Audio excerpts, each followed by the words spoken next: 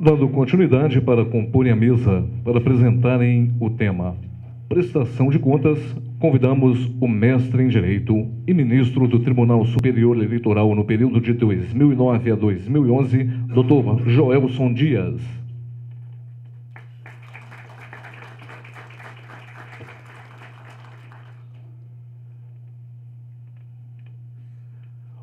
Convidamos também a mestra em Direito Administrativo pela Universidade Federal de Minas Gerais, doutoranda em Direito Público pela mesma instituição, professora de pós-graduação em Direito Administrativo e Eleitoral pelo Instituto de Direito Público de Brasília, professora de pós-graduação em Direito Eleitoral da Rede Luiz Flávio Gomes e da Escola Superior de Advocacia do Distrito Federal, vice-presidente do Instituto Brasiliense de Direito Eleitoral. Convidamos e apresentamos doutora Marilda de Paula Silveira.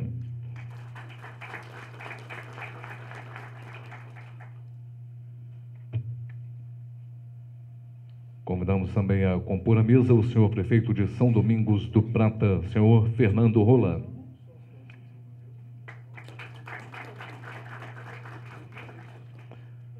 Inicialmente ouviremos o coordenador, mediador dessa mesa, superintendente-geral da AMM, doutor Gustavo Pesichini.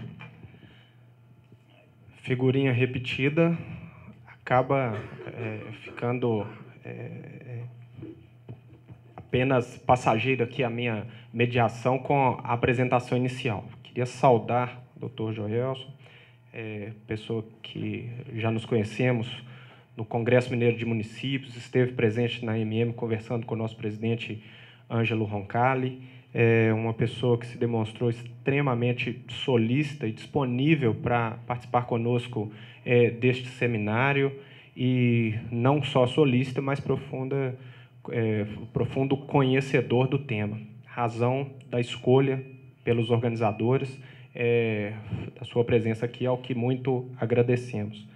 Doutora Marilda também, que terá, acredito eu, a chance de devolver todas as provocações feitas durante a apresentação do secretário Flávio.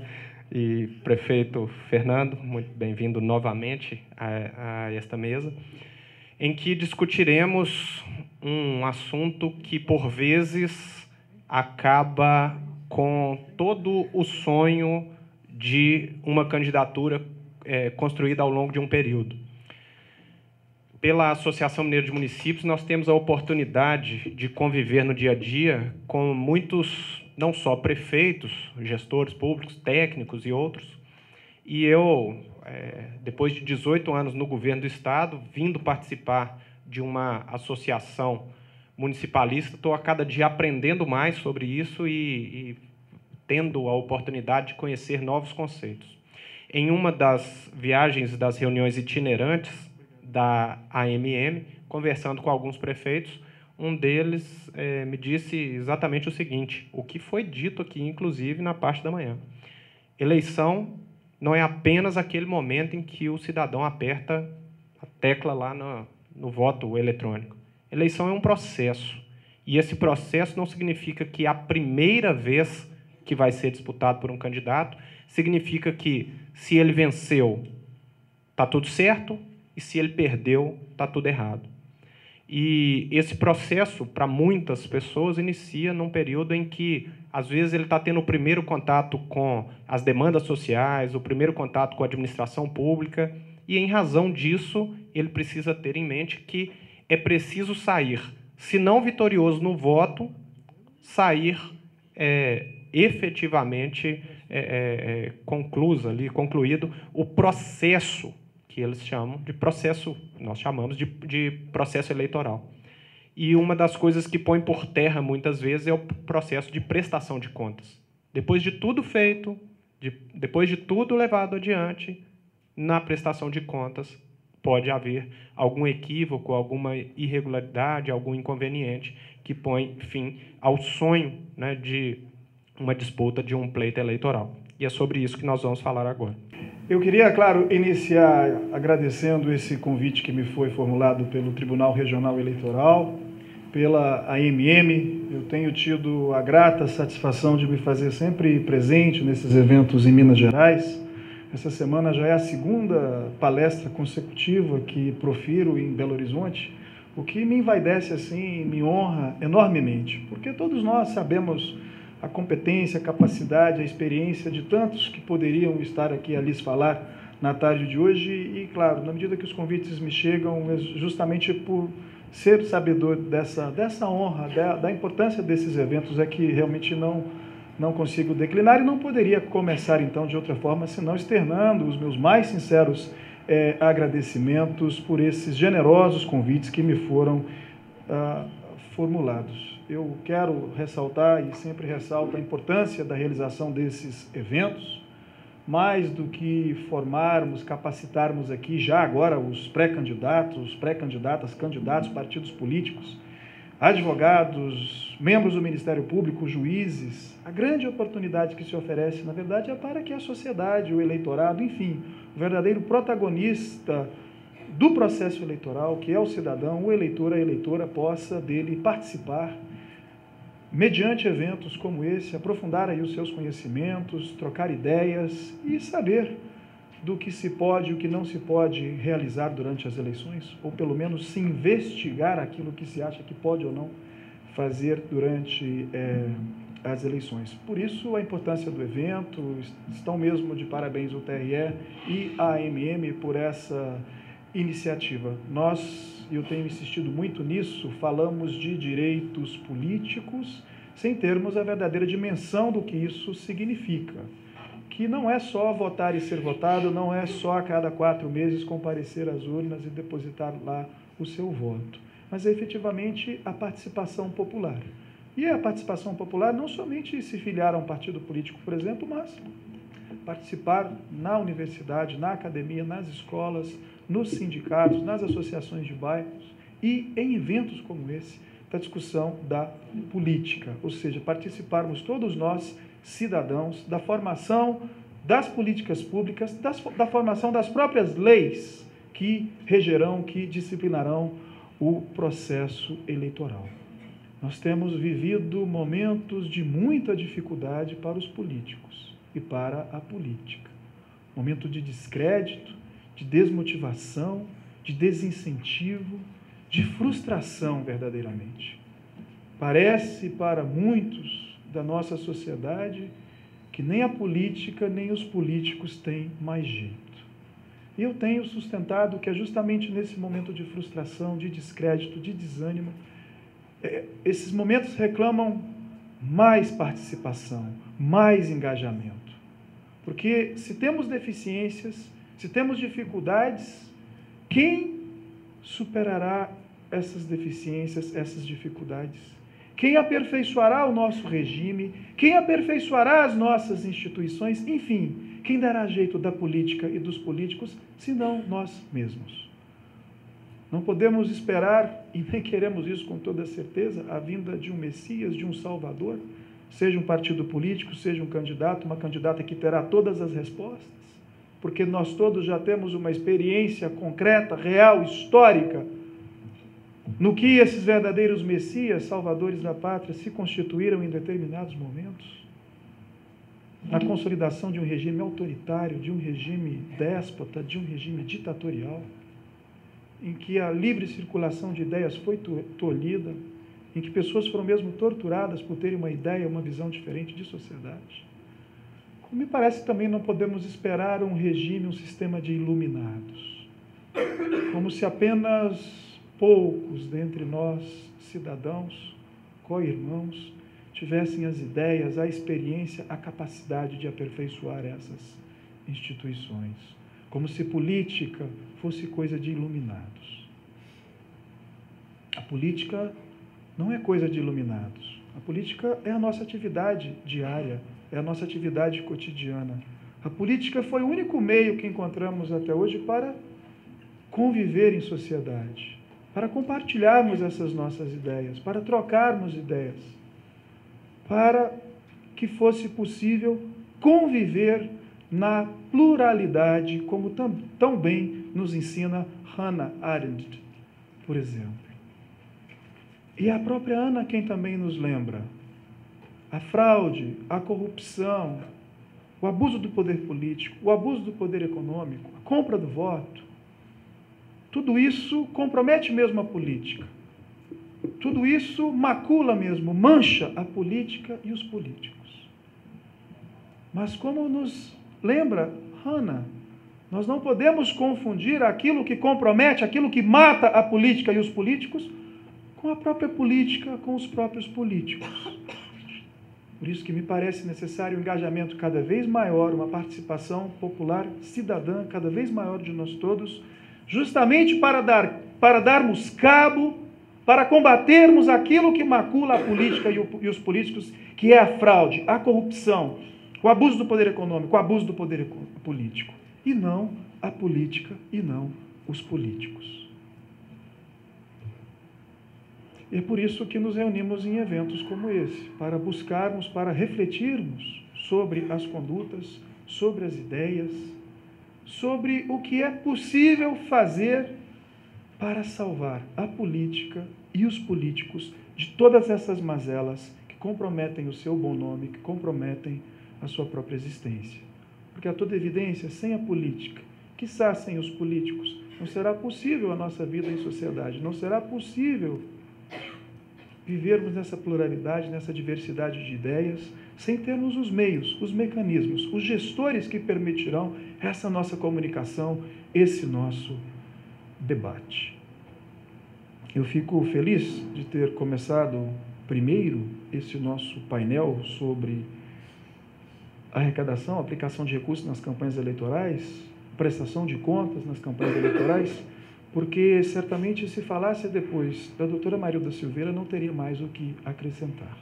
O doutor Flávio já a elogiou muito e é mesmo necessário que esse elogio seja feito por conta da sua competência, da sua capacidade já demonstrada nos anos em que esteve como assessora no Tribunal Superior Eleitoral e agora na sua prática, na sua militância da advocacia. E com certeza nos trará muitas das informações, muitas dessas reflexões que são mesmo necessárias no que diz respeito à arrecadação e gastos de recursos em campanhas eleitorais, no que diz respeito à prestação de contas de campanha. Eu queria, na verdade, enfim, são mais de 150 slides, claro que não ousaria jamais discutir um por um com os senhores e com as senhoras, até porque esse não é o objetivo desse nosso painel, desse nosso encontro. Mas eu queria aproveitar para já lançar algumas das ideias que me parecem assim daquelas mais a demandar reflexão, a demandar investigação, porque estamos todos, de uma certa forma, sem saber em relação a muitas dessas questões, como a Justiça Eleitoral reagirá em relação a elas. É difícil estarmos aí às vésperas do processo eleitoral e ainda não termos algumas respostas. Porque isso tem muito a ver com a segurança jurídica, isso tem muito a ver com a orientação que os candidatos, os partidos esperam, que a própria AMM, aqui tão bem representada na pessoa do seu secretário, também espera e por isso promove, patrocina, financia eventos como esse. Chega a ser desesperador, com perdão pelo drama, que advogados profissionais qualificados, competentes, como o doutor Flávio, como a doutora Marilda e os demais que passaram e ainda passarão por essa mesa, e eu me incluo dentre eles, estarmos todos, às vezes, sem respostas, ou sem condição de darmos uma resposta concreta, efetiva, segura, como a AMM esperava, como os candidatos dos partidos esperavam. Mas é que houve muita mudança na legislação, nós temos que lembrar disso. Não podemos atribuir a culpa só à Justiça Eleitoral. É natural que depois de tantas mudanças na legislação, se demande mesmo um tempo até que esse entendimento se consolide. E também não é de se imputar a culpa ao Congresso Nacional, me parece. Primeiro porque, de uma forma ou de outra, estão todos a reclamar, a reivindicar as reformas políticas e eleitoral. Então, muito da atividade do Congresso diz com essa pressão que a própria sociedade faz por reforma política e por reforma eleitoral. E depois, e aí eu volto na linha de início, muito do que se mudou, do que temos hoje, gera essa insegurança, vem justamente dessa participação popular. Porque nós temos que lembrar que o que tem de mais inovador no nosso sistema hoje, em termos de proibição de compra do voto, a captação ilícita de sufrágio, as severas sanções imputadas à própria captação ilícita de voto, às condutas vedadas do artigo 73. As severas sanções no que diz respeito à arrecadação e aplicação ilícita, irregular de recursos nas campanhas eleitorais.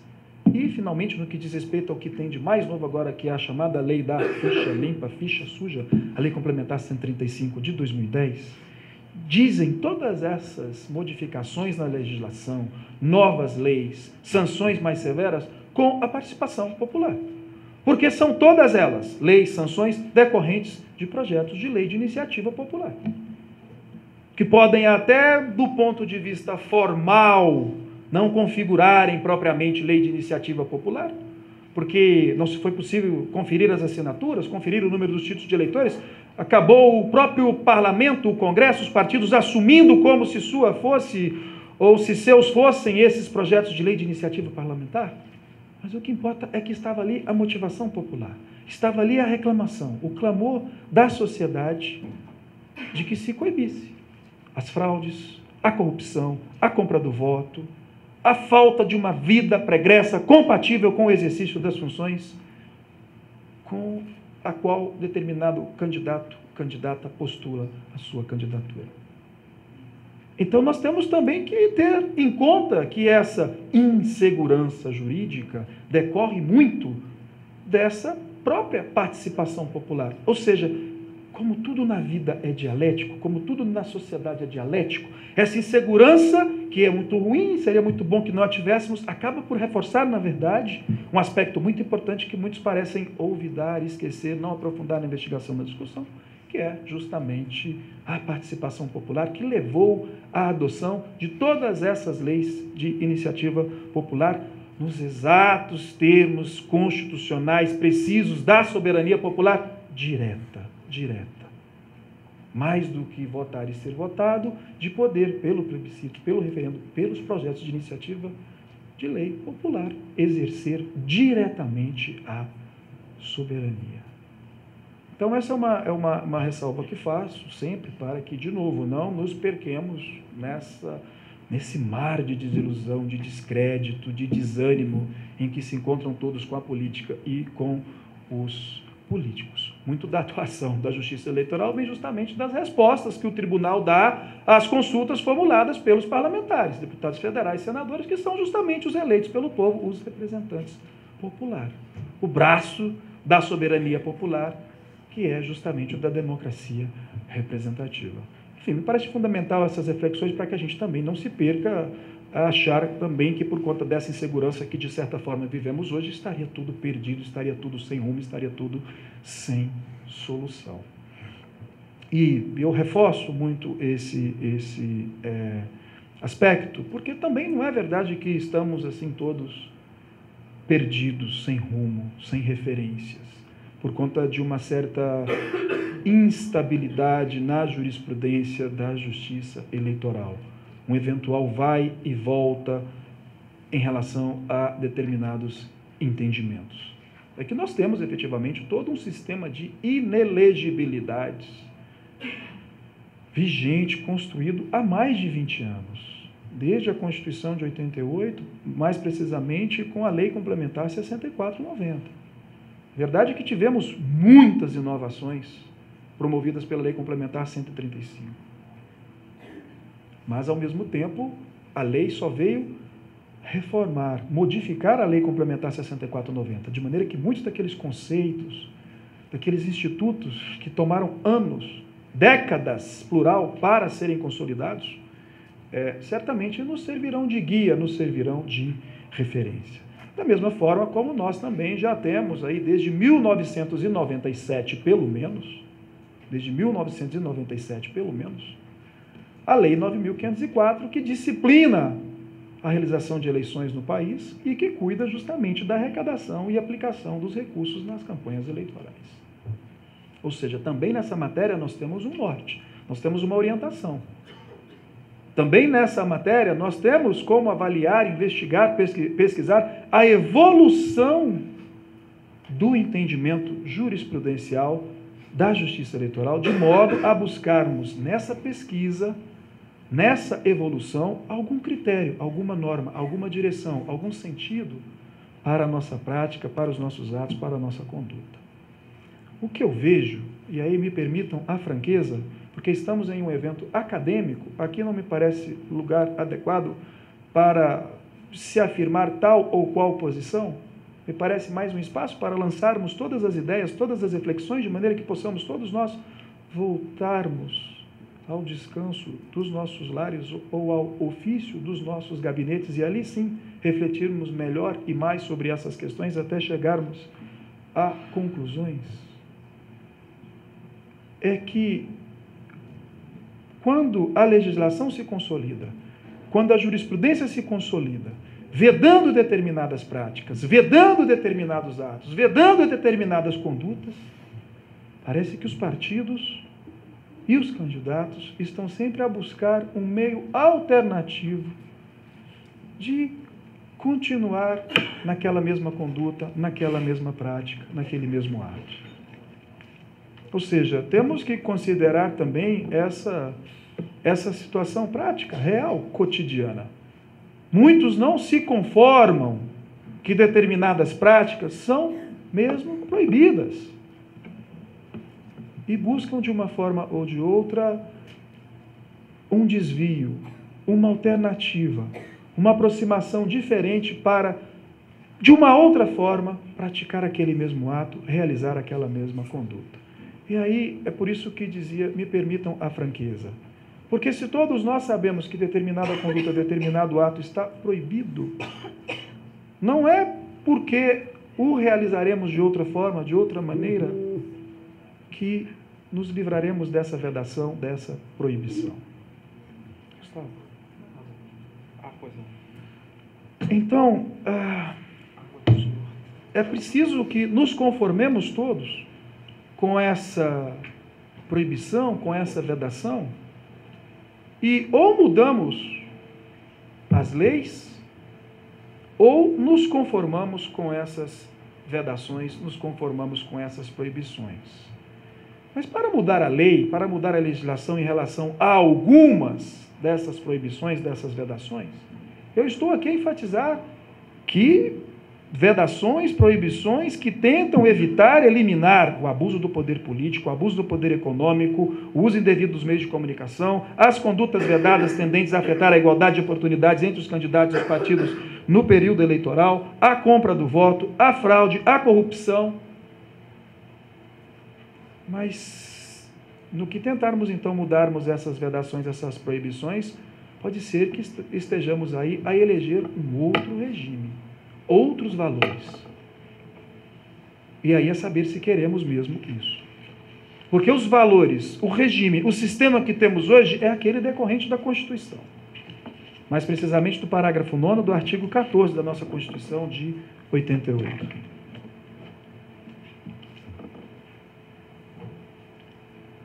E esse parágrafo 9º do artigo 14 é bem claro, é bem sucinto, mas bem objetivo. Se quer ali a regularidade, a normalidade das eleições, a legalidade, mas se quer, sobretudo, a sua legitimidade. Legitimidade. Não é só cumprir com as regras do registro da candidatura, saber da filiação partidária, do domicílio eleitoral, saber se alguém está afiliado a um partido político, se foi realizada uma convenção, se o tribunal apurou corretamente o quociente eleitoral, o quociente partidário. Não, é muito mais do que isso.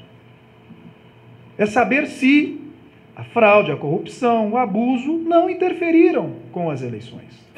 É isso que a nossa Constituição quer e a nossa Constituição reclama. Então também não adianta acusar o sistema de muita insegurança jurídica, porque na verdade estamos a buscar outras formas, outros meios de realizarmos determinadas condutas que o sistema veda justamente para eliminar, coibir a fraude, a corrupção, o abuso do poder econômico ou do poder político. E é por isso que a cada ano se incrementa muito no que diz respeito às regras da arrecadação e aplicação dos recursos nas campanhas eleitorais, como a Justiça Eleitoral tem mantido um olho realmente mais atento a certas práticas, que em um primeiro momento poderiam até parecer muito legais, muito formais, muito próprias do direito administrativo, mas que numa investigação mais profunda, mais detida, se evidenciou ali o quê? O desvio de finalidade. O desvio de finalidade. E o abuso de poder não é outra coisa senão isso. É o ato que aparentemente é lícito, está presente ali, ou estão presentes ali todos os requisitos de um ato administrativo, mas vem carregado do desvio de finalidade. E se vem carregado do desvio de finalidade, não se pode ter mesmo como lícito, como válido esse ato. Porque sejamos todos, mais uma vez, muito francos. Como admitir que alguém queira usar da máquina pública, do erário, para beneficiar a sua própria candidatura, a sua própria campanha, ou a campanha, a candidatura daquele que é pelo governante de plantão, seja ele o governador, o presidente, o prefeito, o vereador, o deputado, apoiado? Como conceber o uso da máquina pública, dos recursos públicos, do erário, de servidores, de veículos, de computadores, de bens, de próprios, de instalações do município, do Estado, da União, em benefício de uma campanha ou em detrimento de outra, em detrimento da campanha do adversário? Sejamos francos. Que valores queremos, que valores pretendemos? Eu tenho insistido muito que não estamos a depender de reforma da legislação, porque leis não nos faltam. Até instruções, resoluções do TSE a disciplinar o que está na lei, temos, por força do que a própria lei remete, como competência do TSE. Também não precisamos de sanções, porque as sanções são as mais severas. Não há como se punir mais um candidato do que lhe tirar o registro da candidatura ou mesmo o mandato, se só depois de eleito ou eleita vierem a ser julgadas as representações. E por aí vai, sanção de lei de improbidade administrativa, processos nos tribunais de contas, ações penais. Não faltam sanções. Como também não falta uma atividade, uma atuação da Justiça Eleitoral. Porque é verdade, quando toda essa leva de projetos de lei, de iniciativa popular teve início lá com a Lei 9.840, sobre a questão da captação ilícita de sufrágio, uma das primeiras eleições, quem mais sofreu com essas sanções e com as representações foram justamente os vereadores e os prefeitos, mas eu insisto, por uma mera coincidência de estar muito próxima ali às eleições municipais daquele ano de 2000, às inovações da legislação eleitoral. Mas desde então, e lá se vão 12 anos, quantos não foram os deputados estaduais, os deputados federais, os senadores e 4 governadores cassados? Cassados do seu mandato. Não é nem que não puderam mais continuar com a sua eleição, foram cassados do seu mandato. Justamente pela compra ilícita de votos, justamente pelas condutas vedadas do artigo 73, pelo abuso do poder econômico e político do artigo 22, e inclusive pelo artigo 30A da Lei 9.504, que diz justamente com a arrecadação e aplicação ilícita, irregular de recursos nas campanhas eleitorais. Então, se não nos faltam leis, se não nos faltam sanções, se não nos falta uma atuação da Justiça Eleitoral, ou seja, se não é caso de impunidade, o que seria então? O que daria cabo então de todas essas mazelas? Da fraude, da corrupção, do abuso, dos gastos e da arrecadação irregular e ilícita de recursos nas campanhas eleitorais. Eu estou muito convicto de que somente a mudança do nosso código mental, uma outra mentalidade, uma outra atitude, outros valores, a certeza de que não podemos mais conviver com pessoas que realmente não mantêm uma vida pregressa, compatível com a postulação de uma candidatura. Que não podemos mais conviver com a fraude, com a corrupção, com o Caixa 2, com a arrecadação ilícita de recursos. Que não podemos mais conviver com uma vinculação entre a doação de uma pessoa jurídica e o que essa empresa futuramente esperará do eleito. O dia que talvez mudarmos as nossas atitudes, nossa moral, os nossos costumes, os nossos hábitos, não admitirmos mais esse tipo de prática, não admitirmos mais que os partidos inscrevam nas suas listas esses que não têm a vida pregressa compatível com o cargo que postulam. Talvez no momento em que o próprio eleitor dizer, eu não preciso mais da atuação da Justiça Eleitoral. É bom que tenha a Justiça Eleitoral, é bom que ela esteja aí para julgar as representações, é bom que tenha o Congresso aí para discutir as reformas, mas eu, eleitor, tenho poder de voto e no dia das eleições eu não sufragarei o nome daquele ou daquela com a qual eu não comungo das práticas, com a qual eu não comungo da vida pregressa para o exercício da função pretendida. Me parece que isso é, sim, o que de fundamental importância estamos a discutir. Me parece que isso é, sim, o que de fundamental importância nos toca investigar, mais do que aquilo que a legislação estabelece, aquilo que a legislação prevê. Eu lhes confesso que não adentrei tanto no tema específico dos artigos que disciplinam a arrecadação e aplicação dos recursos nas campanhas eleitorais, na jurisprudência, porque eu tenho certeza que a doutora Marilda, com certeza, já das suas anotações, presumo, nos trará ela essas informações. Não sei se daqui alcança esse computador, acho que não, né?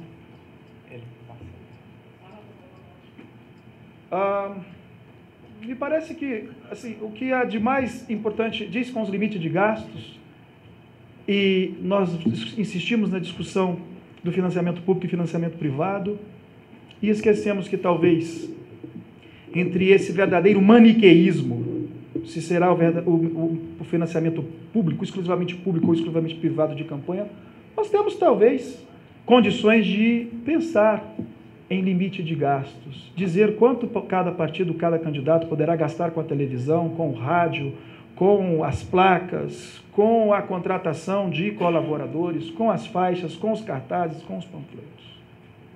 Porque se alega que se está a gastar muito, então talvez fosse o caso de se editar mesmo uma lei, como a própria legislação prevê, disciplinando os gastos de campanha e disciplinando talvez até um limite para esses gastos de campanha. Ou seja, antes de discutirmos se o financiamento é exclusivamente público ou exclusivamente privado, talvez fosse importante passarmos por essa questão mesmo de alternativas. E isso diz também com a própria doação. Isso diz respeito com a própria doação, porque temos limites para os candidatos, para as pessoas físicas, para as pessoas jurídicas, para as empresas. E esses limites estão sempre relacionados a percentuais. 10% dos rendimentos brutos no caso da pessoa física, 2% dos rendimentos brutos no caso das pessoas jurídicas, do faturamento bruto no caso das pessoas jurídicas, das empresas. E se pensássemos talvez em uma quantidade fixa, dizendo que as empresas não podem doar mais do que tantos R$1.000, que as pessoas físicas talvez não pudessem doar mais do que tantos R$1.000, porque como todos nós sabemos, 2% do faturamento bruto de uma multinacional é muito diferente de 2% do faturamento bruto de uma média empresa. E a mesma coisa vale para uma pessoa de muitas posses, doar os 10% que a legislação lhe autoriza, em detrimento daquela pessoa não tão aquinhoada assim. Então, me parece que esses limites de doação deveriam ser objeto também um pouco mais da nossa reflexão. A questão das doações das fontes vedadas, me parece aquela discussão que dizia antes. A legislação é muito clara de onde não podem vir esses recursos. De onde não podem vir esses recursos. E aí o que a gente começa a perceber é que, bom, já que não pode vir de uma concessionária de serviço público, então vem de uma que é apenas autorizada. Já que não pode vir da de serviço público, vem então daquela que apenas explora um bem público. E a Justiça Eleitoral até sanciona, dizer, não, realmente essa interpretação é restritiva, como ela fala em concessionária ou permissionária do serviço público, se for só uma empresa autorizada, ou se disser só com a exploração de um bem público e não propriamente de um serviço público, então se está a autorizar a doação. Mas percebam como vivemos hoje, às vezes, de muita sutileza, justamente na tentativa de se encontrar uma forma de praticar um ato ou realizar uma conduta que a princípio seria vedada pela legislação. E claro que não preciso explicar por que a legislação traz fontes vedadas. É porque, primeiro, me parece óbvio que não se tolerará que venham esses recursos da máquina administrativa, do erário. Me parece óbvio também que não venham de certas empresas, entidades, associações vinculadas com o poder público, recebendo contribuições compulsórias do poder público e justamente pudessem depois doar para campanhas eleitorais. Um outro tema que me parece importante também de ser tratado diz com a questão dos gastos, enfim, a necessidade, a lembrança que tem os candidatos partidos de registrar absolutamente tudo o que realizaram de despesas, porque também me parece muito óbvio que somente com essa prestação efetiva, transparente de contas, é que se poderá exercer esse controle democrático, esse controle social que a legislação espera. É por isso que não se pode arrecadar nem gastar antes de se constituir um comitê financeiro, de se ter um CNPJ, enfim, de estar com a vida contábil, o partido, o candidato, no período eleitoral propriamente dito. Mas também aqui talvez fosse o caso de se estabelecer alguns limites, justamente para que não se ficasse absolutamente a critério do partido, do candidato, quanto gastará em relação a cada uma dessas atividades, até o limite que o próprio partido estabeleceu quando levou à Justiça Eleitoral o registro das suas candidaturas. Prazo para arrecadação também muito importante, só até a data das eleições, salvo aquelas despesas que forem consolidadas ali no dia mesmo das eleições e que se poderá então arrecadar até a prestação de contas, sob pena de ter que se passar para o partido essa dívida. Caso contrário, terá o candidato as suas contas rejeitadas. Ou seja, cuidar para que essas despesas só sejam assumidas mesmo da mesma forma que a arrecadação de recursos somente até o dia das eleições. Não deixar isso ir mais além, sob pena de rejeição das contas. A prestação de contas, que todos sabem, deverá ser apresentada no prazo previsto em lei de 30 dias após a eleição, 6 de novembro, 27 de novembro, cuidar para que, claro, não se deixe nada para a última hora, porque, como todos nós sabemos, se há discussão sobre a rejeição das contas, levar ou não a falta de quitação eleitoral e, consequentemente, ao indeferimento do registro da candidatura, há muito já se consolidou que a não apresentação das contas, essa sim, sobre esse tema não há dúvidas, essa leva à não quitação eleitoral e, consequentemente, ao indeferimento do registro da candidatura. E, finalmente, os aspectos da quitação eleitoral que venho de ressaltar e lembrar que as consequências são as mais graves no caso da aplicação ou da arrecadação ilícita de sufrágio, de recursos para gasto nas campanhas eleitorais, porque podem levar essas irregularidades, essas ilicitudes, à representação do artigo 30A da Lei 9.504, com as sanções severas, como eu dizia antes, da perda do registro ou até mesmo da perda do diploma.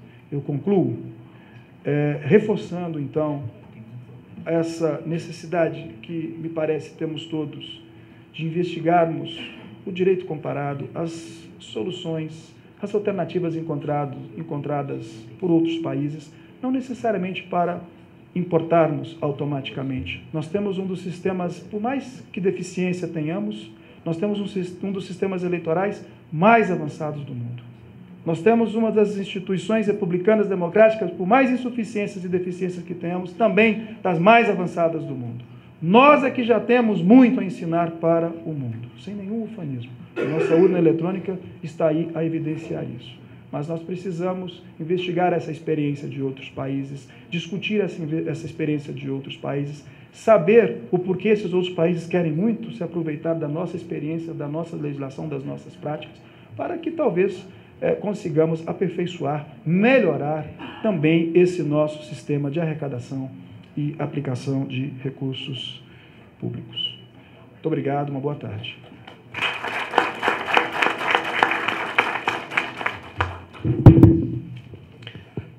Bem, passar imediatamente a palavra à doutora Marilda, mas antes disso agradecer imensamente, ministro, pela brilhante apresentação, o profundo conhecimento do tema.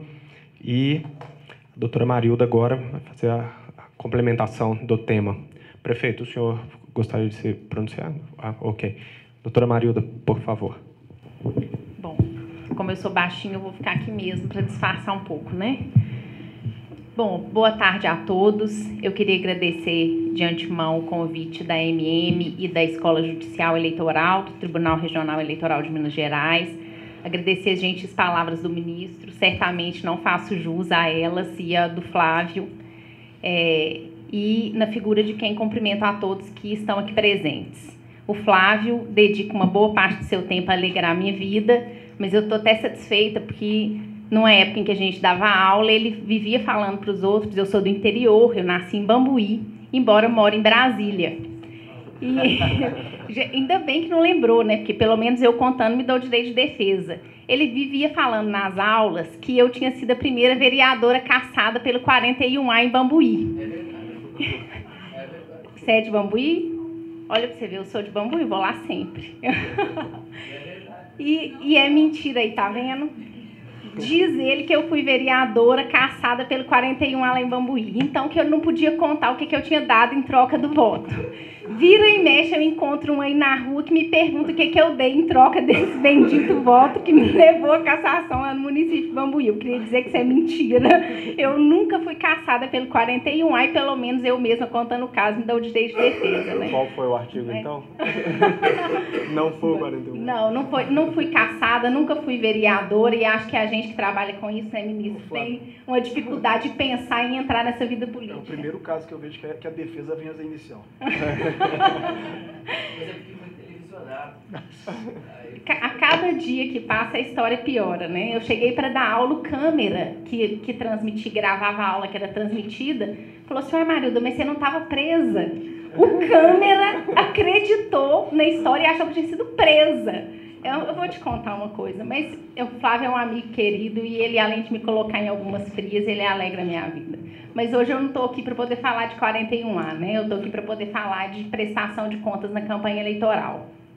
E dizem que cada escolha uma renúncia, e hoje, infelizmente, assim como ministro, eu vou ter que renunciar. A gente não tem tempo para falar de tudo, né? E eu escolhi falar das consequências da prestação de contas e, a partir dessas graves consequências, que ouso dizer ainda não estão sedimentadas lá na Justiça Eleitoral, pontuar aquilo que tem de mais relevante e que tem levado a Justiça Eleitoral a rejeitar as contas de uma série de candidatos. Então, o que leva a prestação de contas, contas de campanha mal prestadas? Que consequência tem a essa prestação de contas? Eu falo que a Justiça Eleitoral, de uma certa forma, ela acabou dando um jeito de tirar a prestação de contas da condição que ela tinha, que era 2 níveis abaixo do cachorro, né? Porque prestação de contas, há algum tempo atrás, não servia para quase nada. Hoje, já não é mais bem assim. A gente, quando trabalha em campanha eleitoral, vocês, quando são candidatos ou trabalham em campanha eleitoral, tem que prestar uma atenção redobrada na prestação de contas, porque ela tem, no mínimo, 2 consequências sabidas e sérias e uma ainda um pouco desconhecida, e que toda vez que eu menciono, as pessoas chamam atenção para isso e ficam um pouco atônitas assim: gente, mas a prestação de contas realmente leva a isso? Bom, o que então acontece a partir do momento que eu tenho as minhas contas julgadas ou não prestadas ou rejeitadas? A que conclusão a Justiça Eleitoral pode chegar numa prestação de contas? Eu tenho 3 alternativas. Ou as minhas contas são julgadas prestadas, ou são prestadas regulares e aprovadas, né?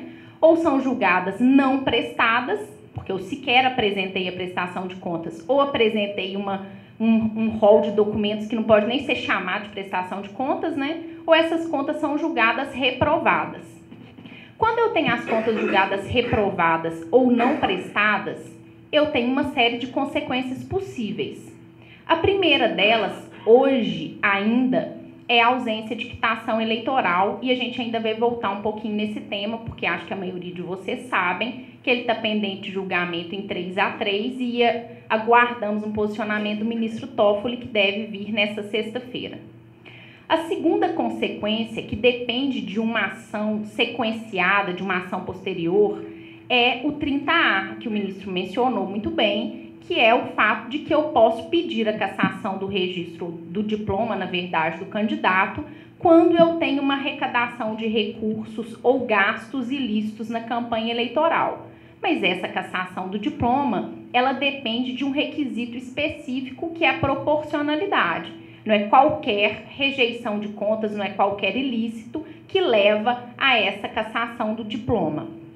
E a terceira consequência, e essa é a razão do xingamento do Flávio ao longo da palestra, eu procurava aqui, eu falo que eu trouxe meu iPad, então eu procurava aqui no celular, porque meu iPad não tinha informação, que era a que está prevista lá no artigo 25, parágrafo único da Lei 9.504.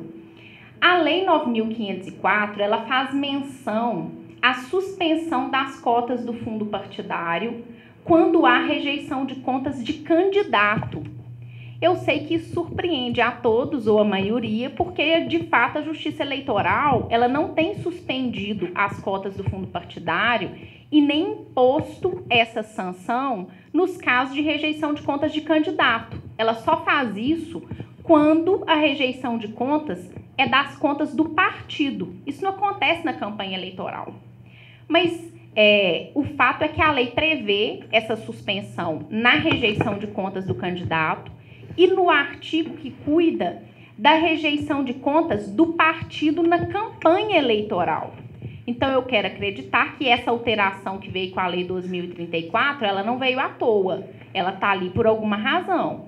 E se ela foi inserida justamente aonde se fala em rejeição de contas do partido, para no parágrafo único haver uma menção de rejeição de contas do candidato, é porque, de fato, o direcionamento era para que a suspensão das cotas do fundo partidário acontecesse também quando o candidato tivesse as suas contas rejeitadas.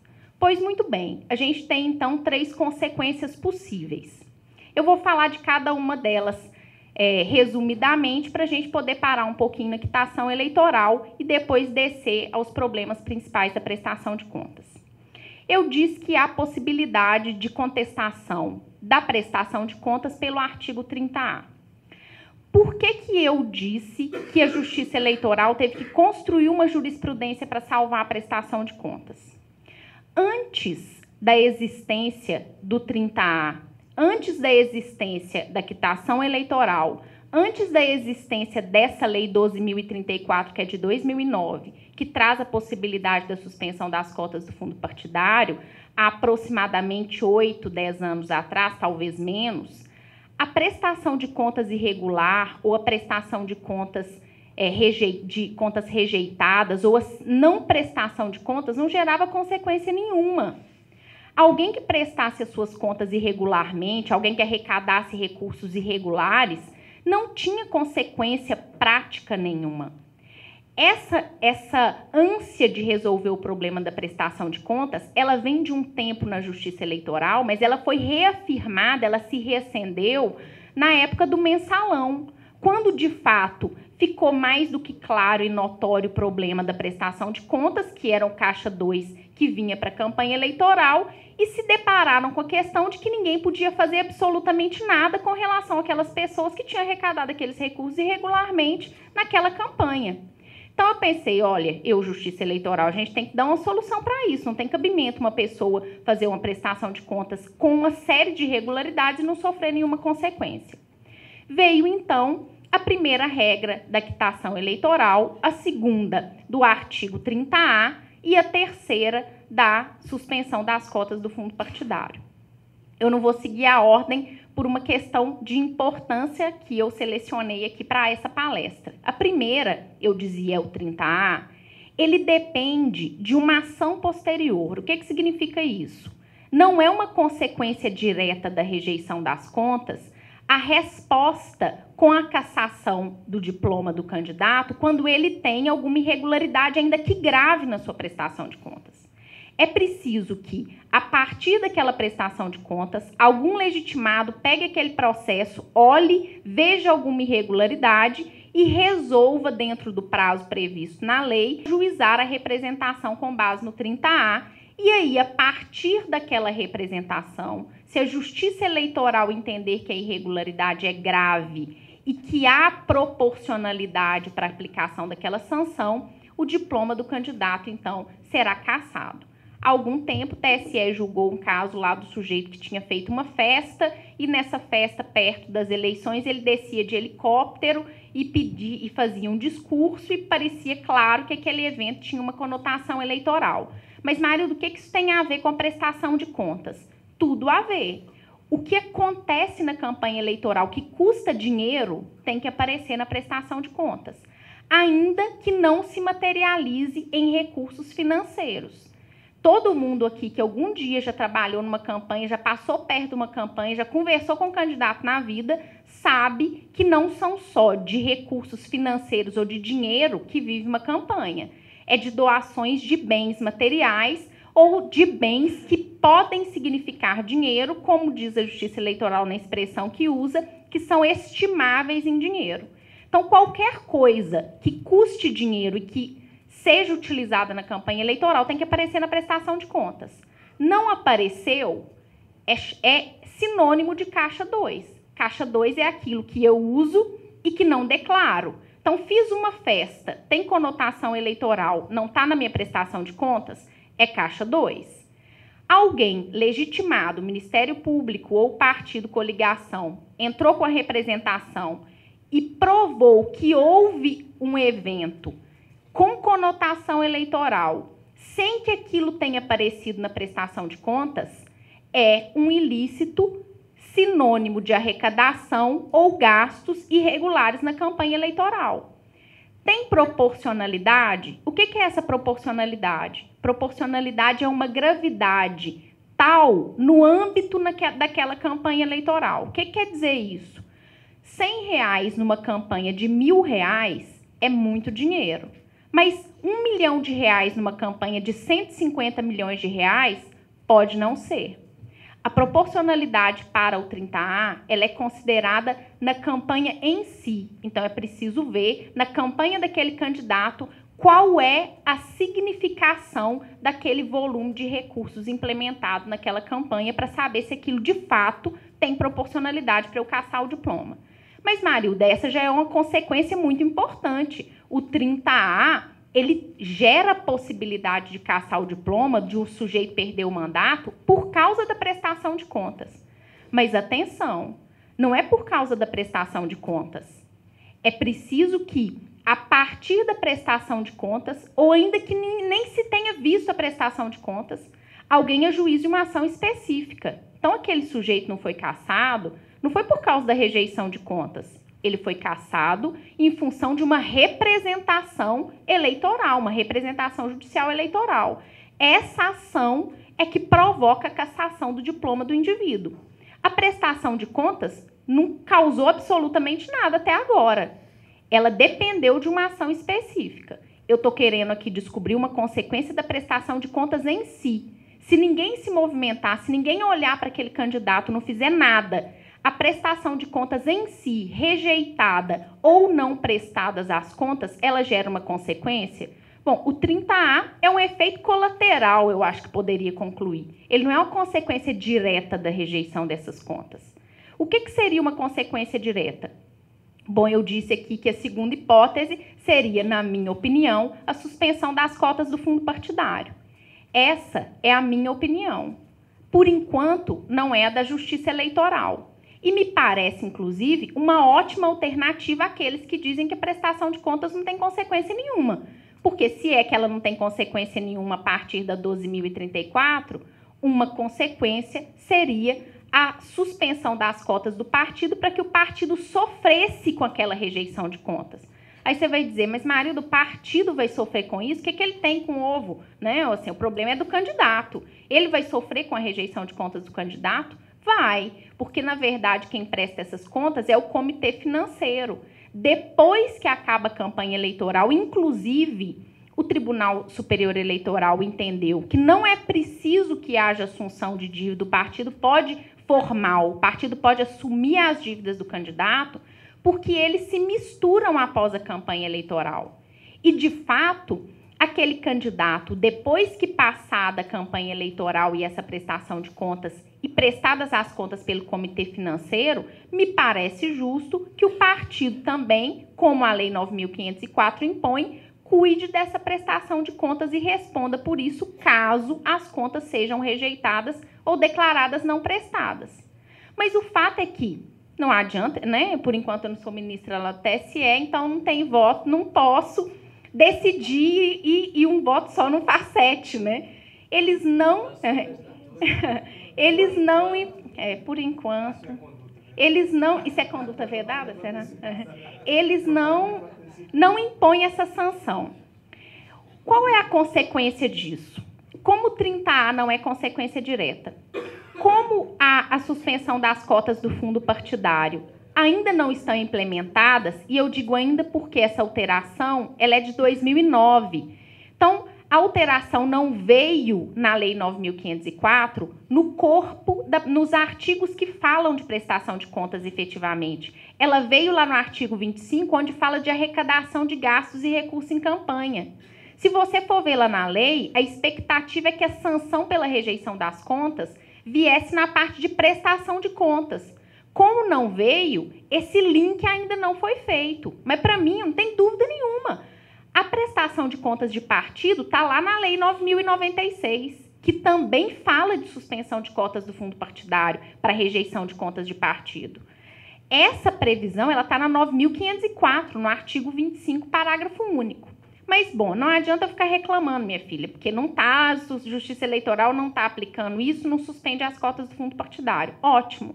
Qual foi a solução, então, que restou e que a Justiça Eleitoral empreendeu? Atribuir uma consequência pessoal ao candidato no caso em que ele tenha contas rejeitadas ou não prestadas, que todos sabemos é a chamada quitação eleitoral.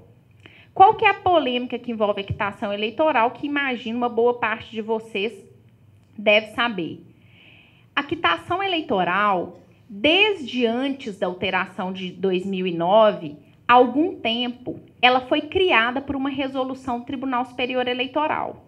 E essa resolução do tribunal, independentemente de previsão na lei, ela dizia que teria quitação eleitoral aqueles que tivessem pagos todas as suas multas e que também tivessem as suas contas de campanha aprovadas pela Justiça Eleitoral. Isso, na época, também causou um desconforto, houve uma discussão, mas o tribunal pacificou o entendimento de que aqueles que tinham as suas contas rejeitadas, assim como aqueles que não pagassem as multas eleitorais, tanto multas de não votar quanto multas de processo eleitoral, não teriam a sua certidão de quitação eleitoral emitida, aquela certidão que você pega lá na internet. Pois muito bem, em 2009, claramente com o objetivo de alterar essa jurisprudência do Tribunal Superior Eleitoral, a Lei 12.034 trouxe uma alteração para o artigo que cuida da quitação eleitoral. E ele vai dizer que a quitação eleitoral seria dada àquelas pessoas que apresentassem as suas contas à Justiça Eleitoral. A interpretação desse dispositivo, que falava na apresentação das contas, gerou uma séria controvérsia nas eleições de 2010. E o tribunal foi chamado a solucionar isso, afinal de contas a lei é de 2009. Pois bem, o que o tribunal disse? Depois de uma consulta em que votaram e também houve uma decisão cujo entendimento foi alterado, o fato é que o tribunal sedimentou o entendimento de que bastava a apresentação das contas.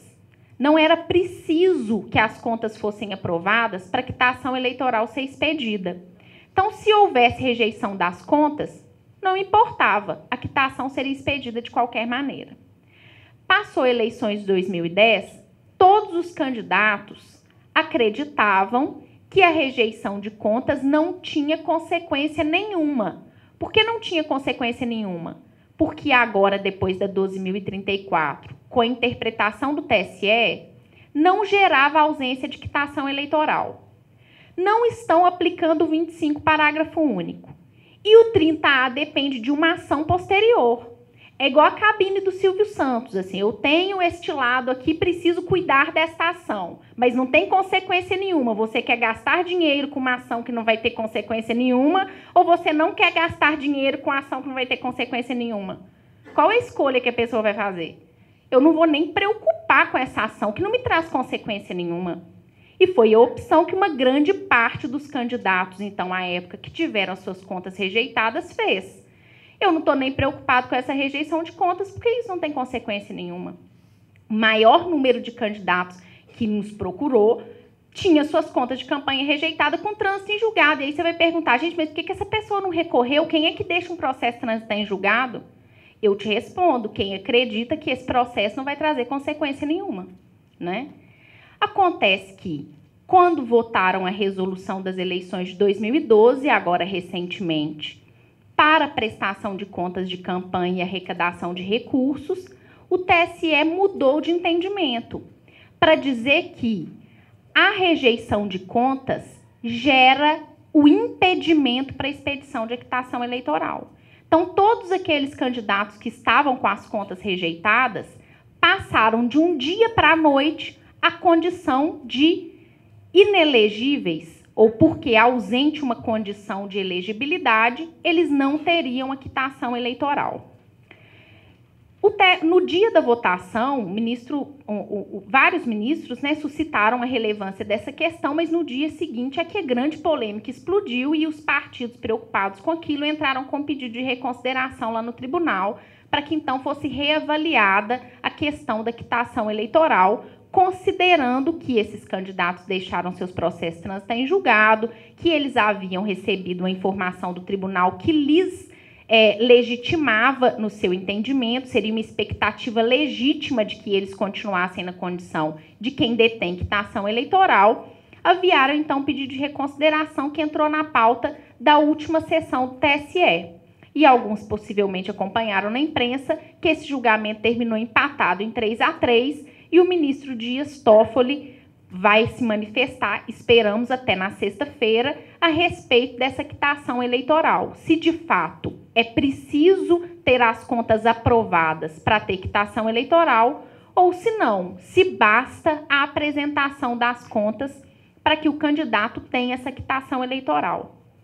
A par dessa polêmica, e eu devo dizer que eu acredito, como a professora Maria Cláudia disse, o ministro Dias Toffoli é um ministro um pouco mais liberal, acredito que ele, pelos demais posicionamentos, vai votar no sentido de que a quitação eleitoral não depende da aprovação das contas. Mas eu também não sou vidente, não quero aqui perder meu braço, né, apostando qualquer coisa. Mas eu acredito que ele vai votar no sentido mais liberal, de que a quitação não depende de aprovação.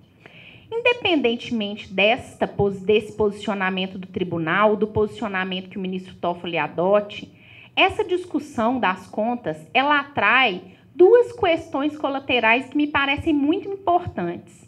Porque, independentemente da posição que ele adote, uma consequência se mantém para as contas eleitorais, que é o caso daquelas pessoas que têm as suas contas declaradas não prestadas. Então, quem não presta contas, ainda que o ministro Toffoli vote a favor do posicionamento mais antigo, vai continuar sem quitação eleitoral. Aqueles que deixam de pagar uma multa que custa R$ 2,95 porque não votou na eleição, ou aqueles que pagaram a multa, pagaram todas as multas, mas esqueceram de uma porque pegou uma certidão de dívida ativa e não a certidão lá da Justiça Eleitoral, que isso é um erro muito comum. As pessoas, ao invés de irem na Justiça Eleitoral verificar se tem débito, vai lá na Fazenda Pública para ver se tem inscrição na dívida ativa. Pelo amor de Deus, né, gente? Não façam isso. Deixa de pagar a multa, fica sem quitação eleitoral. A pergunta que eu sempre me fiz é, será que, de fato, a Justiça Eleitoral ou a própria lei podem criar uma nova condição de elegibilidade, além daquelas que estão lá na Constituição? O TSE reafirma há anos essa possibilidade e eu confesso que não me conformo com ela. Eu estou esperando, assim, ansiosa por uma elegibilidade. As inelegibilidades, elas estão fundamentadas no artigo 14, parágrafo 9º da Constituição. E lá há uma previsão expressa de que outras causas de inelegibilidade vão ser previstas numa lei complementar. No artigo 14, parágrafo 3º, que cuida das condições de elegibilidade, isso não acontece. A Constituição fala expressamente que são condições de elegibilidade nos termos da lei, transmitindo a ideia de que a lei apenas regulamentará aquelas condições de elegibilidade que estão ali. Será que o legislador pode, de fato, estabelecer outras hipóteses, outras condições de elegibilidade, além daquelas 6 que estão lá na Constituição? E mais que isso, e essa é a minha principal preocupação, e compartilhe com o ministro a ideia de que a jurisprudência, é salutar que a jurisprudência mude, não é culpa do TSE, porque a lei muda e mudou muito e recentemente. Compartilhe com o professor Flávio o entendimento de que é importante que as pessoas repensem, e quantas vezes a gente não repensa as coisas. Eu falo que eu ando na rua, tropecei e mudei de entendimento. A gente tem que mudar mesmo, não pode ser, né, o judiciário mais ainda. O que eu me pergunto é como manter o mínimo de segurança jurídica num âmbito em que o processo eleitoral é curto e as decisões tomadas repercutem definitivamente. Depois que o eleitor aperta o botão lá da urna e vota, acabou. Aquele voto ali não volta mais atrás, a não ser que eu declare nula aquelas eleições e provoque um pleito suplementar. Veja que o custo desse refazimento das eleições é tão grande que ele é previsto lá no artigo 224 do Código Eleitoral para as hipóteses em que há um ilícito nas eleições. O que eu fico me perguntando é se não há uma solução melhor para estabilizar o processo eleitoral do que se ficar voltando atrás porque o TSE e o Supremo Tribunal Federal mudaram de entendimento. Uma coisa é identificar um ilícito no processo eleitoral e haver a realização de um novo pleito em decorrência de uma nulidade. Realmente, aí não tem solução para isso, né? O voto popular ele não prevalece sobre a ilegalidade. Agora, justificar o refazimento de um cálculo de quociente eleitoral, a substituição de uma pessoa que concorreu ao pleito e foi eleita no processo eleitoral regular por uma inelegibilidade ou por uma condição de elegibilidade que foi motivada por um novo posicionamento do tribunal, isso me causa muita perplexidade, porque eu defendo muito a manutenção das expectativas legítimas e o resguardo da segurança na relação que tanto o administrado mantém com a administração pública, quanto o eleitor mantém com os candidatos, com os partidos e com a justiça eleitoral. Eu não acho que a melhor solução seja sedimentar os posicionamentos antes do pleito eleitoral, mesmo porque havia um dispositivo no Código Eleitoral que previa isso e ele foi declarado inconstitucional. O Tribunal Superior Eleitoral voltou ao entendimento para dizer que não se pode sedimentar o posicionamento da Corte. Mas talvez, se as consultas fossem vistas com melhores olhos pela Justiça Eleitoral e pelo Tribunal Superior Eleitoral, esse problema seria minimizado. Hoje eu sinto que o Tribunal Superior Eleitoral não tem muita boa vontade com resposta de consultas. É como se a resposta de consultas fosse um auxílio aos candidatos e aos partidos individualmente. Isso não é verdade.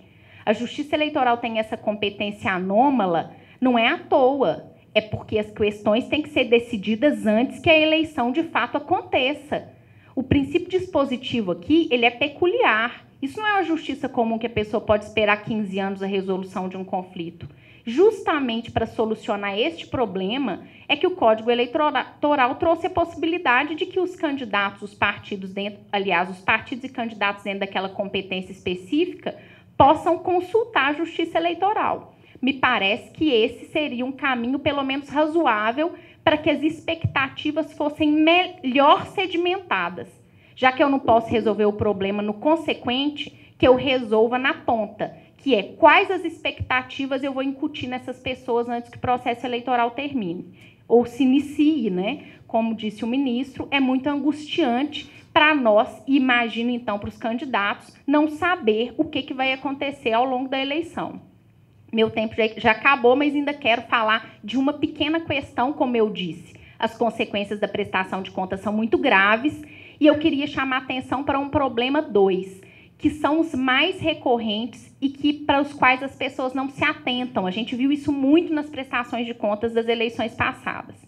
O primeiro são aqueles gastos que não são declarados na campanha eleitoral. Eu sei que uma série de gastos ou não são declarados porque passam desapercebidos, ou porque a pessoa não sabe, ou por não sei o quê, né? Agora, tem gastos que não tem como não declarar. os gastos identificáveis pelo Tribunal Superior Eleitoral, pelo Tribunal Regional Eleitoral, pela Justiça Eleitoral, se não forem declarados, vão dar em rejeição de contas e, eventualmente, em 30A, com perda do mandato por cassação de diploma.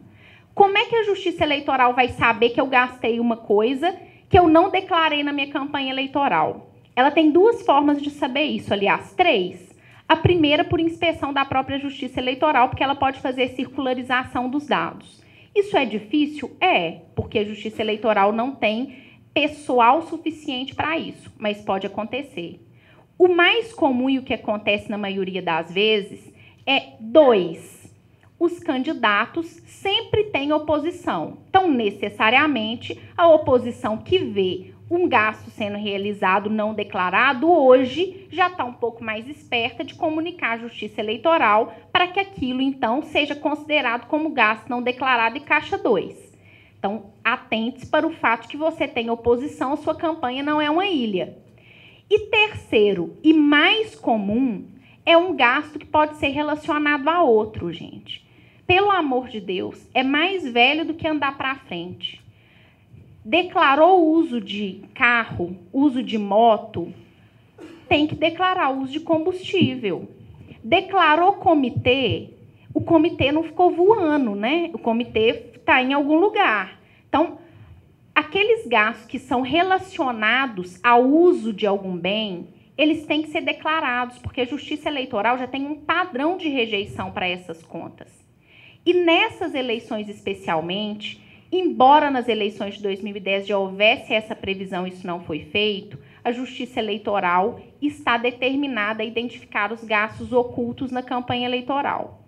Há quem diga que isso é impossível, mas tem a previsão no regulamento, na resolução da prestação de contas foi mantida e há um posicionamento firme no sentido de que isso deve ser respeitado. Como é que é isso? Na campanha anterior, quem fez campanha anterior deve ter colocado lá na prestação de contas, quando recebe uma doação para a campanha do candidato do partido, só a rubrica do partido. Então, recebi uma doação lá do PT. Eu colocava na minha prestação de contas, doação PT. Não me importava de onde aquele dinheiro vinha, porque a doação eu tinha recebido do PT mesmo.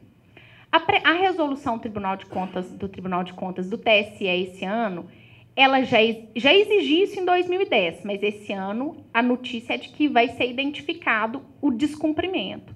Exige que haja a identificação da fonte originária desse recurso. Não é possível mais identificar genericamente, recebi tantos reais do partido X. É preciso que o partido identifique de onde esse recurso veio. Ah, Mário, do partido vai ter que fazer essa escolha. Como é que vai saber? Dinheiro não é carimbado? Realmente. A Justiça Eleitoral diz que o partido vai ter que fazer essa escolha. Eu sei que não é fácil prestar contas, não é fácil ter uma prestação de contas aprovada e a Justiça Eleitoral sabe disso também. Mas, como diz Guimarães Rosa, o que a vida quer da gente é coragem, né? Então, o que eu posso desejar para todo mundo nessas eleições é muita coragem. Muito obrigada.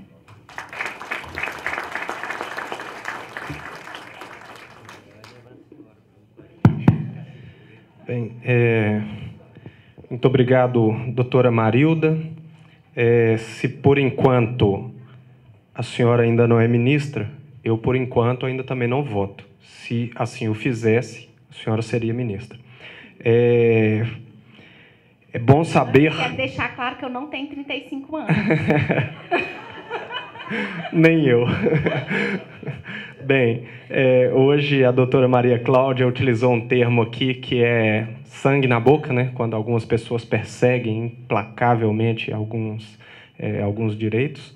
E eu vou utilizar a expressão brilho nos olhos. Não a conhecia, o doutor Flávio brilhantemente aqui fez elogios à senhora, o doutor Joelson, todos os que passaram, a própria doutora Cláudia, e eu gosto muito de me deparar com pessoas jovens, competentes, mas sobretudo que têm brilho nos olhos, que defendem uma ideia, uma causa a despeito das consequências, e eu vi que a senhora tem posicionamento, e esse posicionamento é importante, porque é uma questão polêmica, controversa, não resolvida, um posicionamento firme em termos de é necessário uma definição porque é uma função anômala desse órgão e, assim, privilegia o processo democrático com essa solução de dúvidas.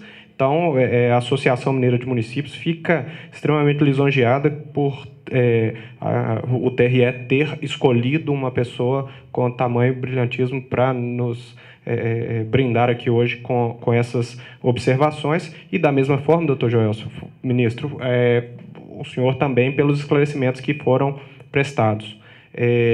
A Associação Mineira de Municípios, como disse, no Congresso Mineiro de Municípios, nos dias 8, 9 e 10 de maio, abordou profundamente a questão de eleições municipais, cenários, perspectivas e eleições. E, por mais que estudemos sobre esse tema, pesquisemos sobre esse tema, ainda haverá um número considerável de dúvidas, e a cada dia as pessoas que por aqui passam nesses eventos conjuntos que a MM faz com os seus parceiros, a gente tem a satisfação de saber que são muitas dicas, soluções, proposições dentro de um cenário tão nebuloso, se assim pudermos dizer. Antes mesmo de passarmos, prefeito, a entrega dos certificados aos dois palestrantes, até em razão do nosso tema, nós temos aqui uma dúvida pontual, acredito que possa ser encaminhada aos dois ao mesmo tempo, cada um se tiver o seu posicionamento. Se for um posicionamento único, eu acho que resolve também a questão de imediato, mas só teremos essa pergunta em razão do nosso tempo. Em 2004, era candidato a prefeito, uma pessoa era candidata a prefeito, desistiu antes do pleito, não prestou contas. Nas eleições de 2008, prestou contas referente a 2004 em 2008. Candidatou-se a vice-prefeito. Teve impugnado o registro de candidatura, em primeira e segunda instância. Antes da decisão do TSE, renunciou à candidatura. Ele pode ser candidato para essas eleições? De Monte Santo de Minas, o vereador Diomar.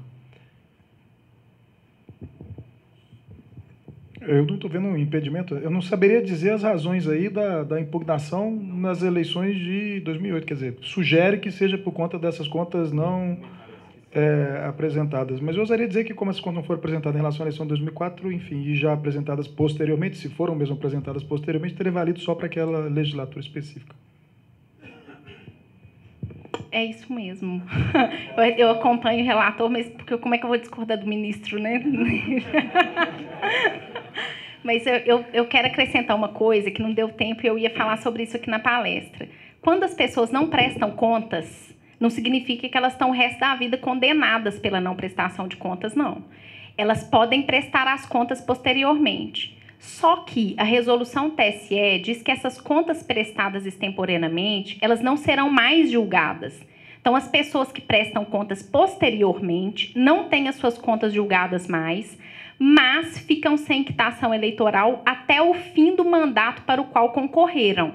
Então, se ele concorreu em 2004 e não prestou as contas, ele ficaria sem quitação eleitoral até o final em 2008, desde que prestasse as contas. Como ele não prestou, só deixou para prestar depois de 2008, no momento em que ele presta as contas, ele retoma a quitação eleitoral. Isso é importante porque alguns TREs estão julgando as contas prestadas extemporaneamente. Isso é um erro, porque faz com que seja vantajoso para o candidato não prestar as contas no tempo certo. E faz com que seja vantajoso para alguns, inclusive, sequer prestar as suas contas. Porque vai que a pessoa tem uma série de caixa 2, uma série de irregularidades, fala assim, já que eu posso prestar as contas em qualquer tempo, então não vou prestar essas contas aqui não, eu presto depois. Tem uma consequência para isso, qual é? Ficar sem equitação eleitoral durante o período todo daquele mandato, ou então até o dia em que prestar as contas. Julgadas, elas não serão mais. Você vai ficar lá só com o julgamento de contas não prestadas. Neste momento, o senhor prefeito de São Domingos do Plata, Fernando Rola, entrega os certificados de participação ao doutor Joelson Dias e à doutora Marilda de Paula Silveira, agradecendo assim a participação neste Seminário Mineiro de Estudos Eleitorais.